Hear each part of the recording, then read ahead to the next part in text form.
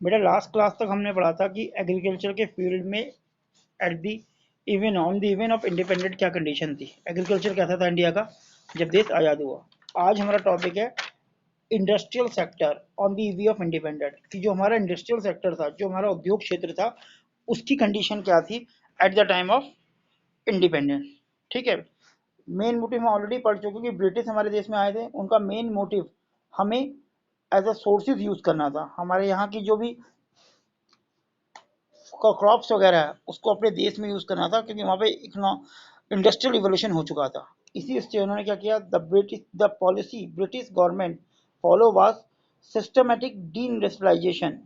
It was systematic, उन्होंने deindustrialisation किया India का। इसके दो फोल्ड में पॉलिसी अपनाई, जो थी number one, to reduce the Indian to the status of mere export और import of raw material, exporter of important raw material, जो रॉ मटेरियल था, जो जरूरी रॉ मटेरियल, उसको एक्सपोर्टर बना के छोड़ दिया for the upcoming modern industry of the Britain, Britain की इंडस्ट्री के लिए। दूसरा, to turn India selling market of finished product of British industry receive maximum benefit of Britain. मतलब उन्होंने क्या मोटिव किया कि भाई एक तरफ तो इंडिया का जो इंडिया में जो भी इंपॉर्टेंट रॉ मटेरियल है वो सीधा इंडिया से ब्रिटेन जाएगा, जैसे कॉटन हो गया, इंडिको वगैरह हो गया, और ब्रिटेन से उसके गुड्स बना के उसको इंडिया में बेचा जाएगा। ठीक है। इसका मतलब उसने इंडिया को as a raw material market के रूप में यूज किया, और अपने गुड्स को बेचने के लिए भी इंडिया को यूज किया। मतलब सस्ते दामों में रॉ मटेरियल ले गया, अपनी इंडस्ट्री में उसे गुड्स में कन्वर्ट किया, और उस गुड्स को लाके इंडिया में बेच दिया। तो इस तरह दोनों तरफ से उसने इंडिया का टॉर्चर किया। अब देखो आगे देख के पढ़ते हैं बेटा। State the industrial sector if you independent understood by the following feature. Number one, decay the indigenous handicraft industry. मतलब जो पुश्तैनी, इंडिजियस का मतलब होता है पुश्तैनी, जो हमारी बहुत सालों से जो हमारा हैंडीक्राफ्ट इंडस्ट्री थी उसको उन्हें धीरे धीरे खत्म कर दिया। तो slow down the modern industry, और मॉडर्न इंडस्ट्री की ग्रोथ में इंडिया में नहीं होने दिया। ठीक है बेटा। डिके ऑफ हैंडीक्राफ्ट, हैंडीक्राफ्ट को उस वक्त उन्होंने किस तरह से, decay of handicraft, the British in India led to the decay of the indigenous handicraft in many वे।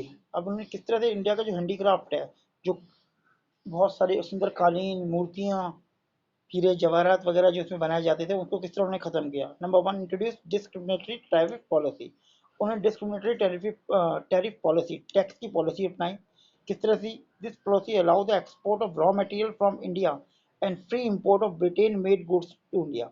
क्या करा उन्होंने, इंडिया का जो रॉ मटेरियल है वो फ्री एक्सपोर्ट किया इंग्लैंड में, और वहां से बनी हुई जो इंग्लैंड की चीज़ है वो फ्री इंपोर्ट की इंडिया में। तो यहाँ का अधिकतर जो रॉ मटेरियल है वो इंग्लैंड जाने लगा विदाउट एनी टैक्स, या बहुत कम टैक्स पे, और वहाँ का जो बना हुआ माल है वो इंडिया में आने लगा विदाउट टैक्स, जिससे वो माल सस्ता होता था।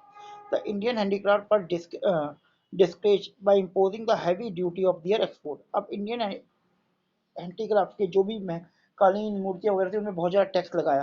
टैक्स लगाने के कारण वो क्या हो गई, महंगी हो गई। महंगी हो गई तो फॉरेन कंट्रीज में उनकी डिमांड कम होती चली गई।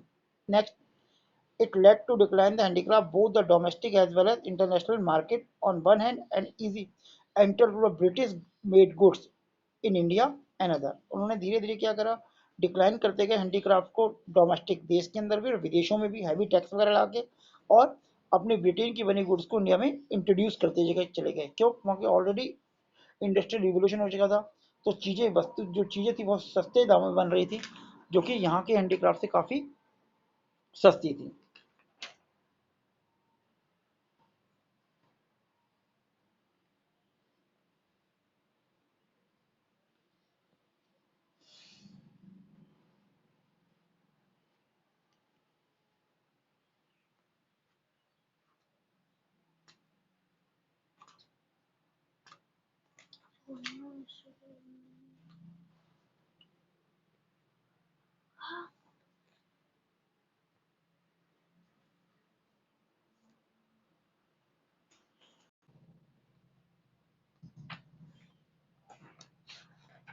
तो यहाँ पे हमने क्या पढ़ा इसमें बेटा, कि